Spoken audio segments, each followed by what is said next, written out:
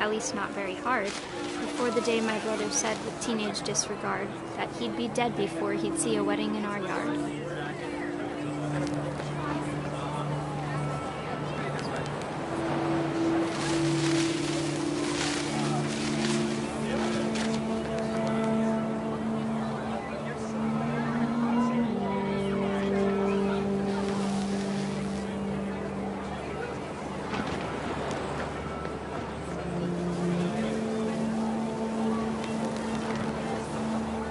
My father made him come, of course, but Gus stood far apart, just flew his kite and bottled up the storm inside his heart.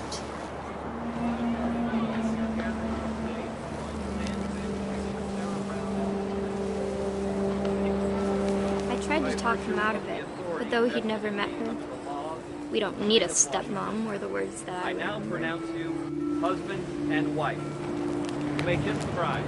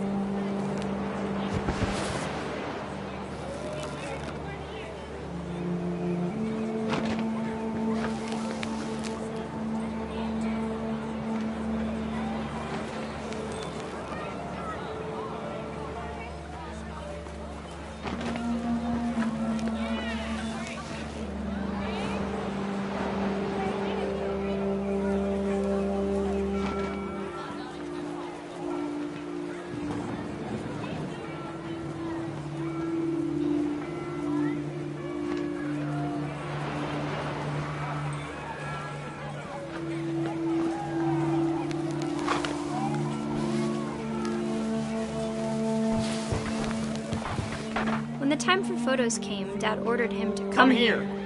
But Gus declined and as a sign held up his middle finger.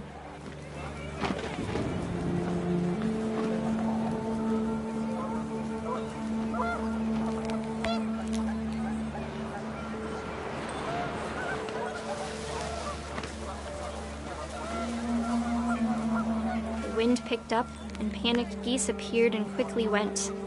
But all the humans did that day was go inside the tent.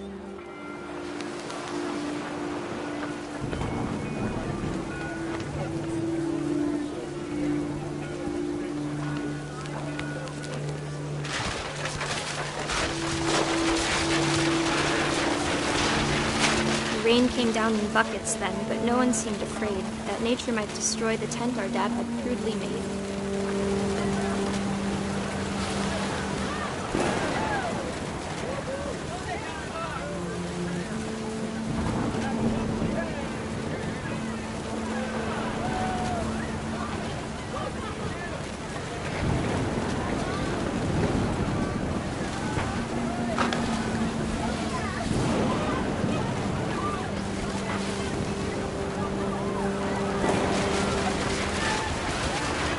Thunder sounded much too close and full of angry power. But all my father said to this was, "Make the music louder."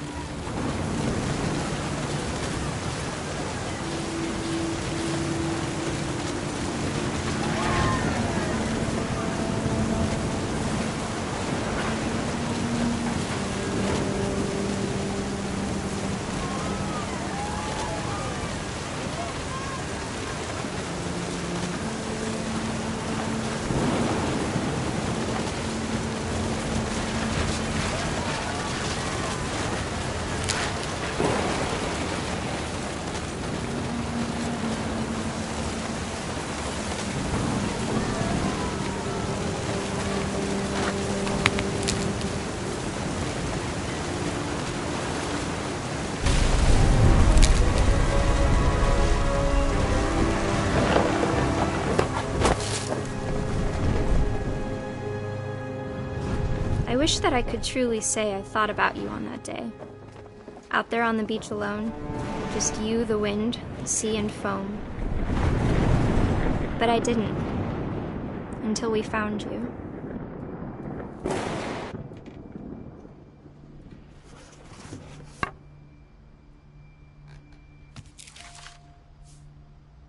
She never talked about him, but Mom told me once if I was a boy, they were going to name me Gus.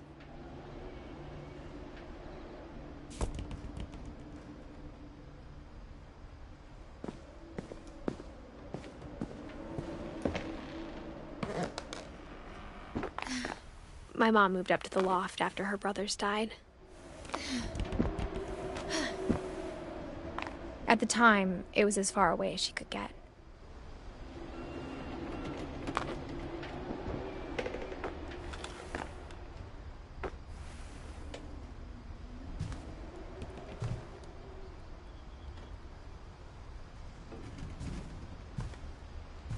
She spent a summer building houses in Calcutta, where she met my dad, Sanjay.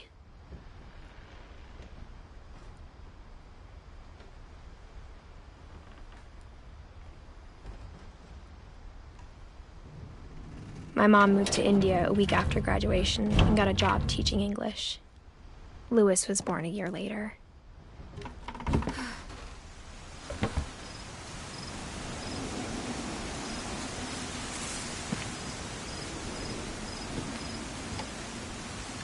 When my dad died, I don't think Mom knew where else to go.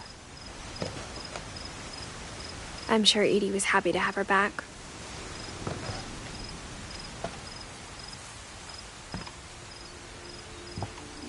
And to see kids in the house again.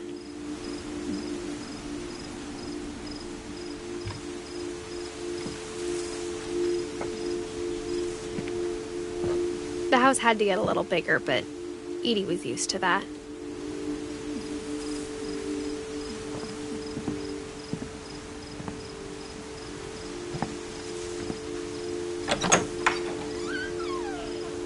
And for a while, things were good. Almost normal.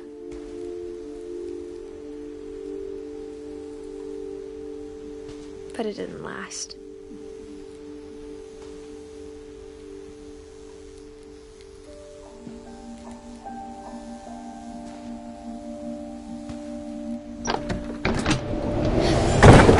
The beginning of the end was Milton's 10th birthday, when Edie gave him a castle.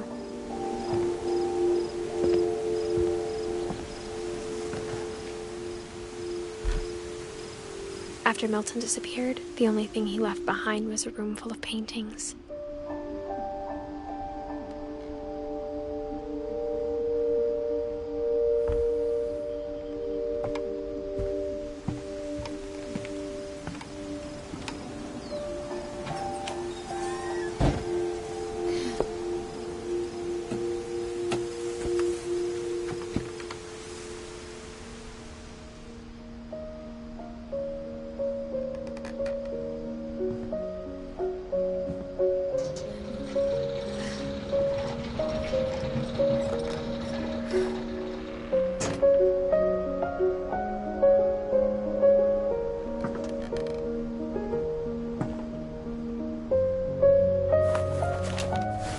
Milton Finch in The Magic Paintbrush.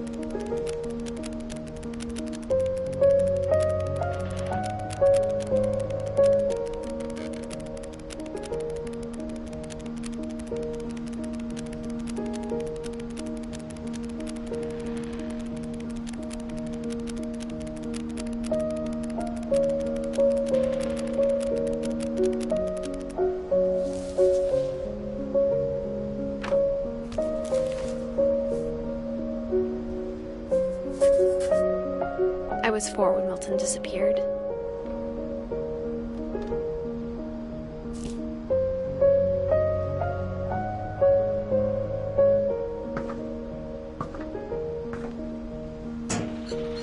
Mom spent months searching for my brother. Then she sealed the doors.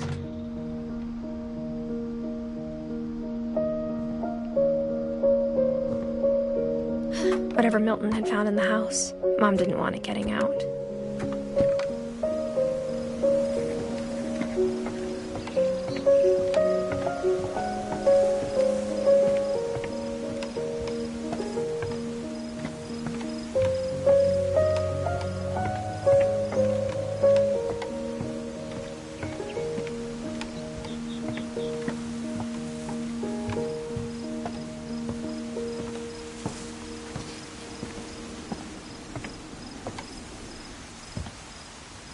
Mom definitely blamed Edie, but I think Louis blamed himself.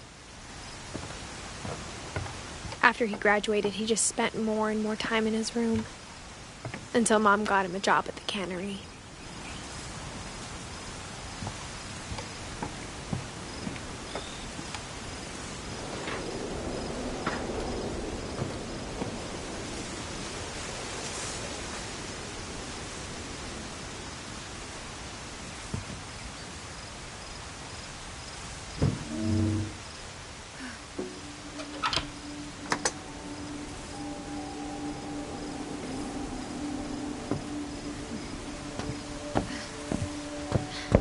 Louis's room smelled very, very familiar. That part of him lived on.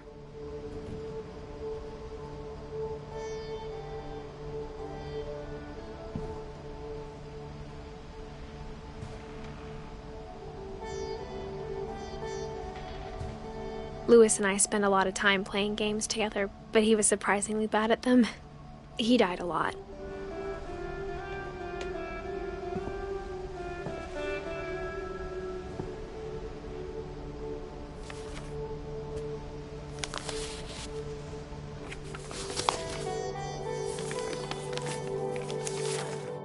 Dear Mrs. Finch, as Lewis's psychiatrist, I can understand your desire for an explanation. As I see it, the trouble began in January, shortly after we convinced your son to seek treatment for substance abuse. Newly sober, I believe Lewis first noticed the monotony of his daily life.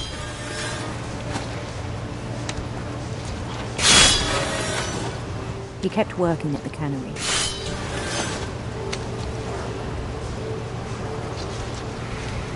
But he withdrew part of himself.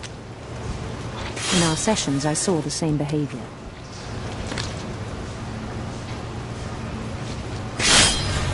His mind began to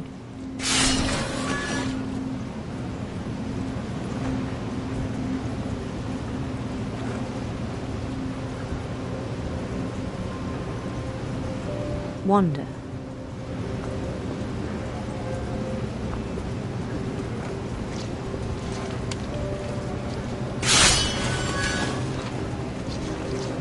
I asked him to describe it. He said he started small.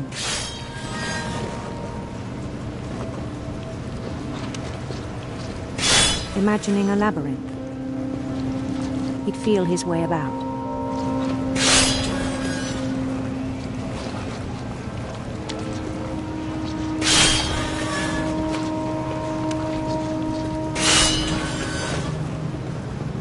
Then something moved. Bats. And toads.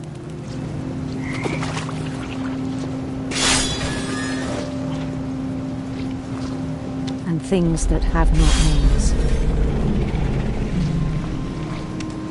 He knew it was all in his head.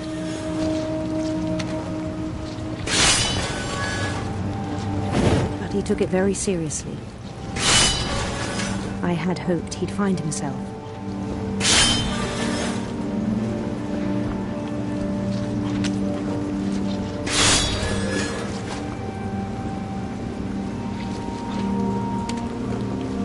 But he found something more. I worried about him then, daydreaming at the cannery.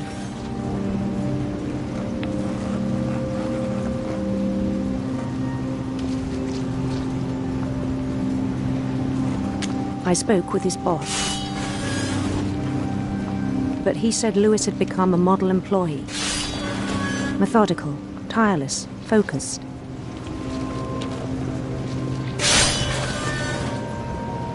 Like a whole new Lewis. So I let him go on.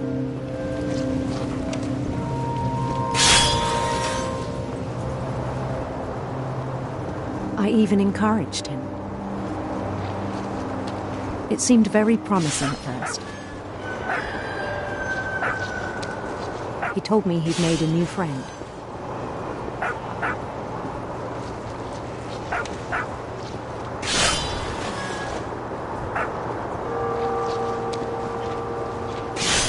On the edge of a city he named Lewis Topia. He built the city up slowly, brick by brick.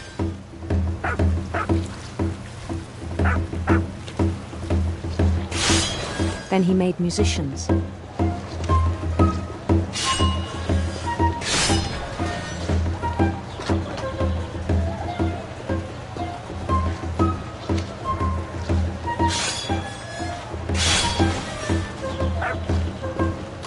And songs for them to play.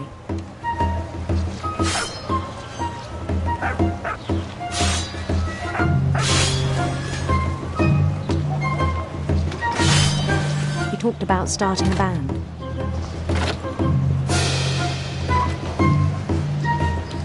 And he was always humming something.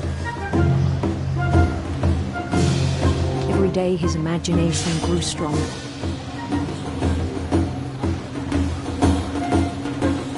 He no longer spoke at the cannery.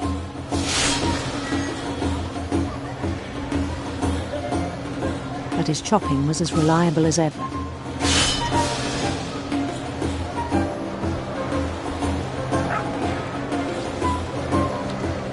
Then one day it struck him.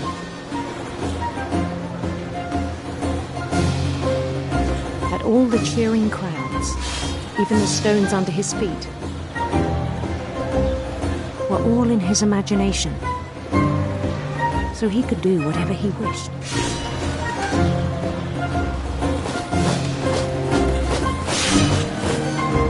He held an election for mayor. And he won.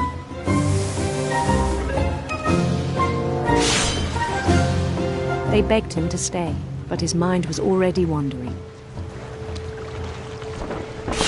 It became a game for him.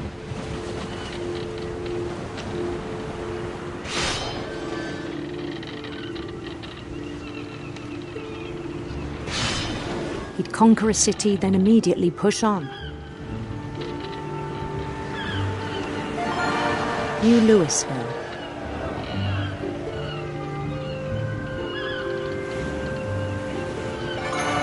St. Louis. He started drifting away from our reality.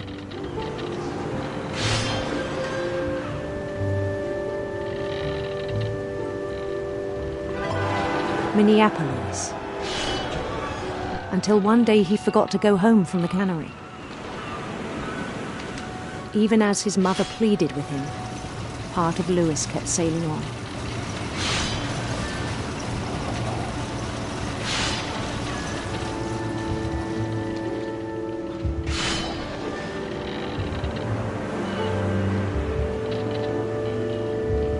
In Louisburg, he heard rumors of a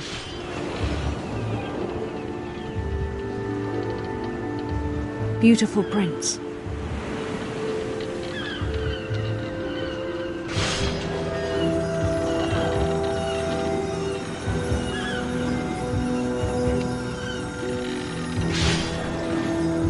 The prince was on his own quest for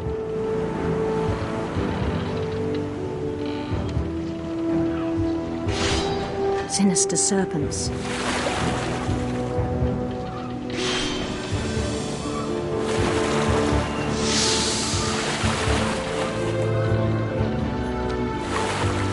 He followed the sound of his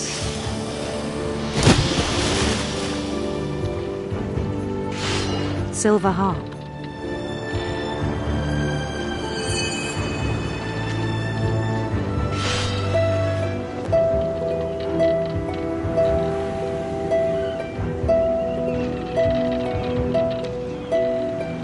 His chase led him to a golden palace east of the sun and west of the moon. Even then, his logic remained sound. He knew the world was all in his imagination.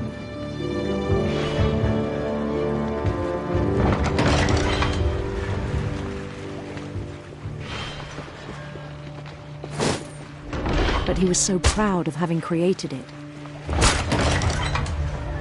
In his own eyes, he'd become something greater than a king.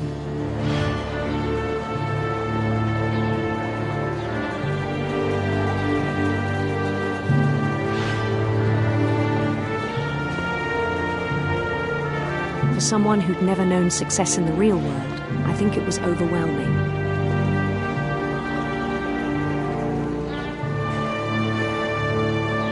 And then it struck him that the real Lewis was not the one chopping salmon, but the one climbing the steps of a golden palace.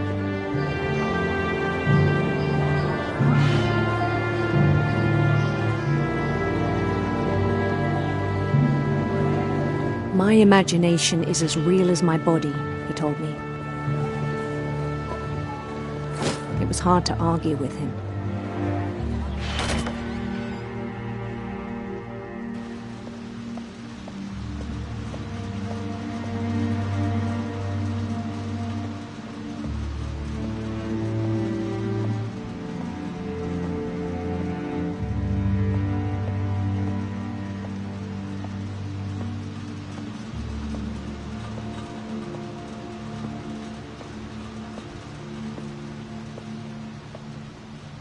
He began to forget the world we know.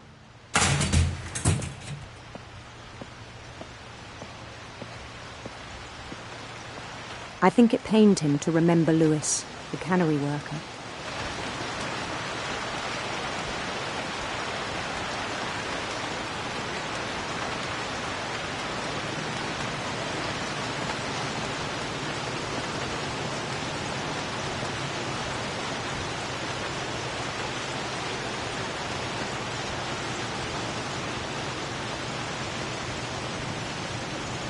He began to despise the man with a royal contempt.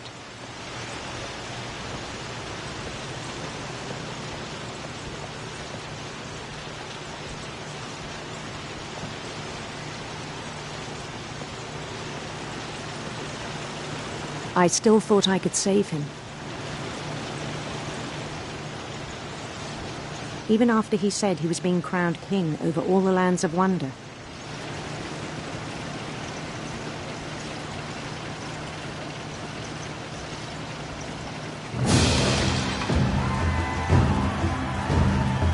The palace would be packed with his companions.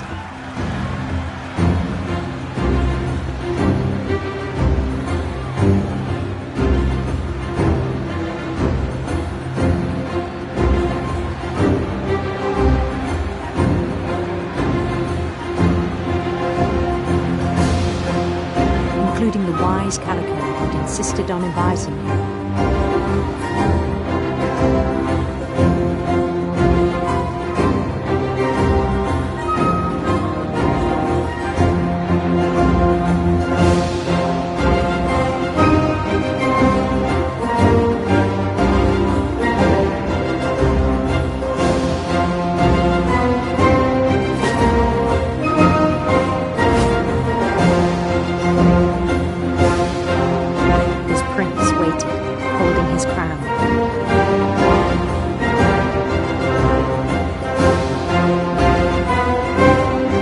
There was only one thing left to do.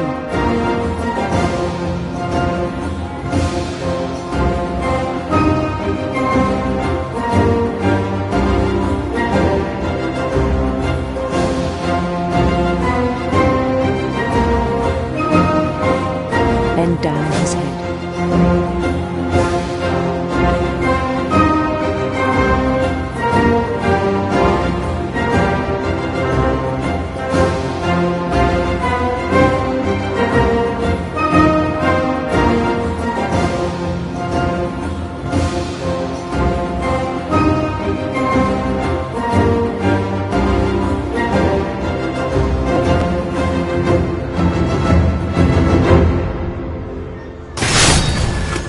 I think you know.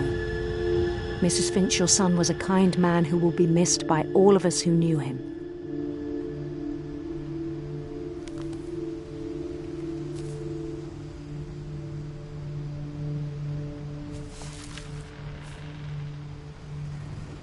My brother was really cool. I wish you could have met him.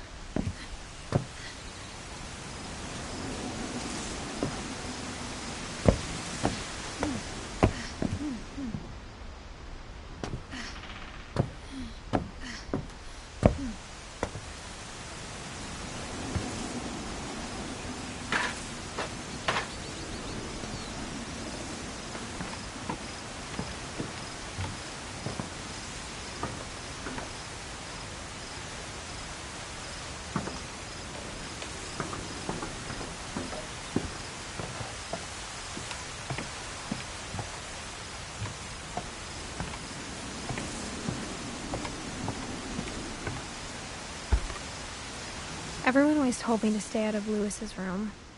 Except Lewis.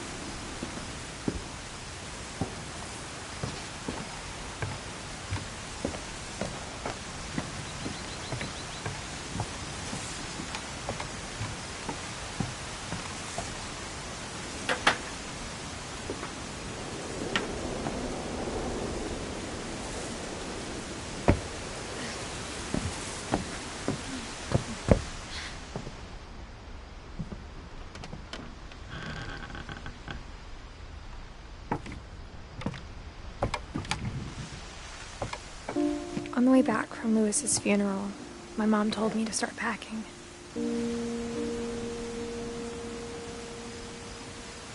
She waited until the day before we left to tell Edie. I'm not sure if she wanted to make it easier or harder.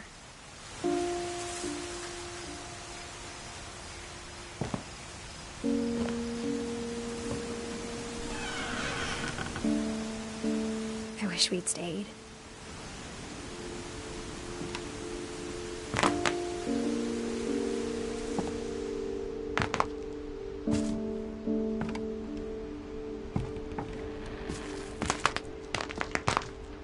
But I understand why we left.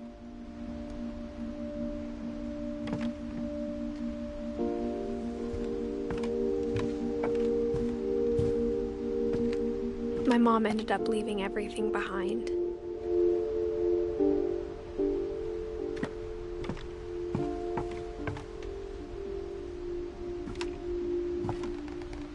What happened that night had been coming for a long time.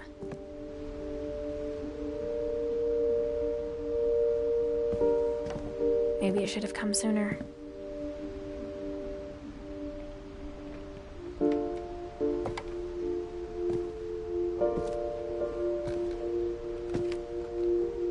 But it had to end one way or another. All that's left now is to tell you about that last night.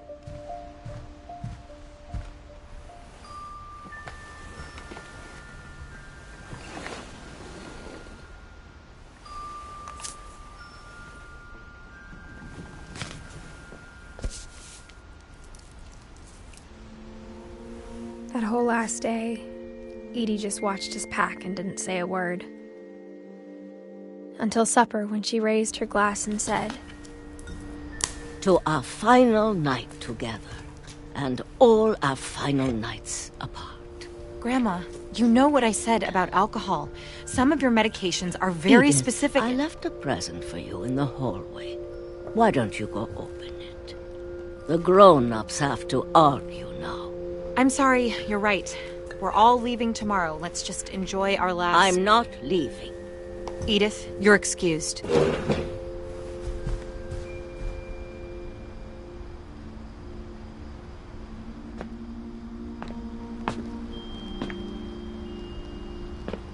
The power had been shut off that morning, but Edie always had plenty of candles. When my mom sealed the library, I don't think she knew about the other entrance.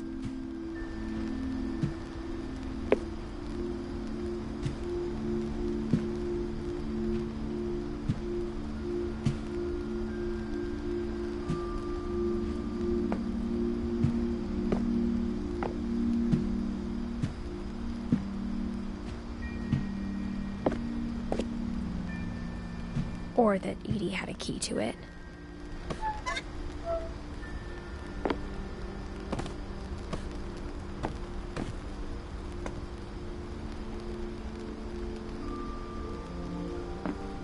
That thing you're afraid of isn't going to end when you leave the house. Edith has a right to know these stories. My children are dead because of your stories. I think it's best if Edith and I leave tonight.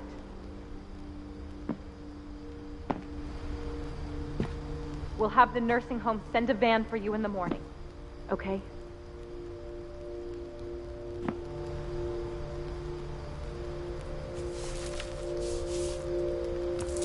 Dear Edith, there's so many stories I wish I could tell you, but there's only time for one. This is about what happened on the night you were born. That night, the tide went way, way out. It was the first and last time I ever saw the old house aground. There'd been an earthquake out in the middle of the ocean. They called it the lowest tide in 1,000 years. God, it smelled awful. You know, I've seen that house every day of my life.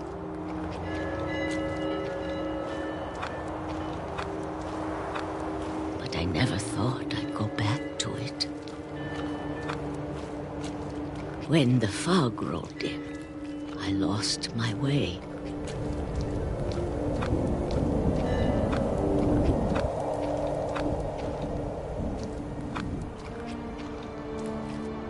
I got turned around.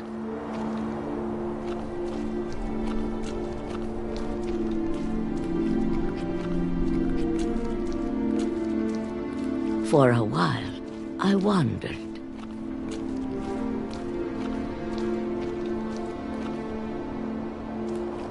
I started seeing things.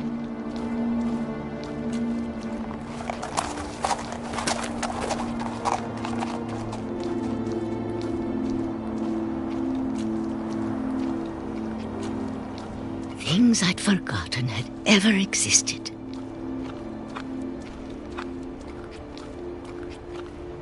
But when I saw them, they felt like old friends. That night, a lot of things came back to me. Or maybe I came back to them.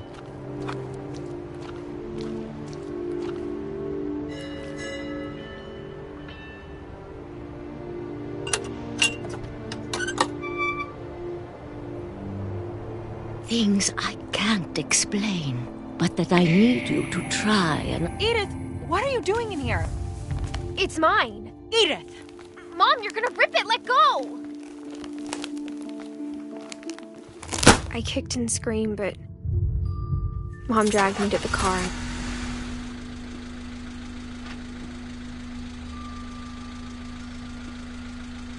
I never saw Great-Grandma Edie again. The next morning, the van came to pick her up, but she was already gone. After that, we moved around a lot.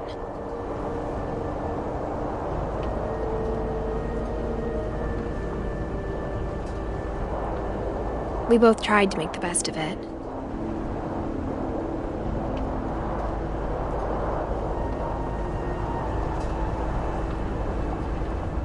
A few years went by.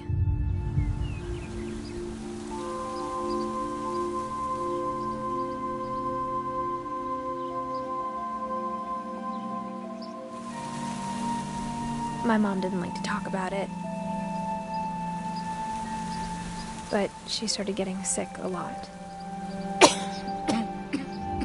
The rest happened pretty quickly.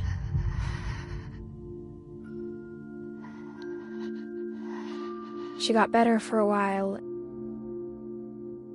and then she didn't.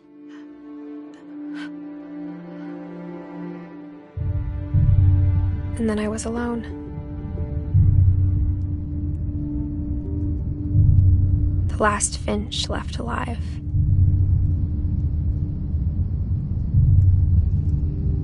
Until I found out about you.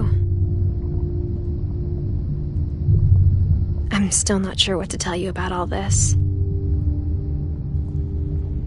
If we lived forever, maybe we'd have time to understand things. But as it is, I think the best we can do is try to open our eyes. And appreciate how strange and brief all of this is.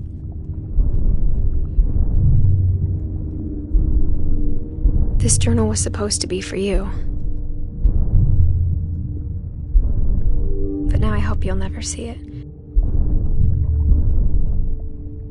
I just want to meet you and tell you all these stories myself. But I guess if you're reading this now, things didn't work out that way.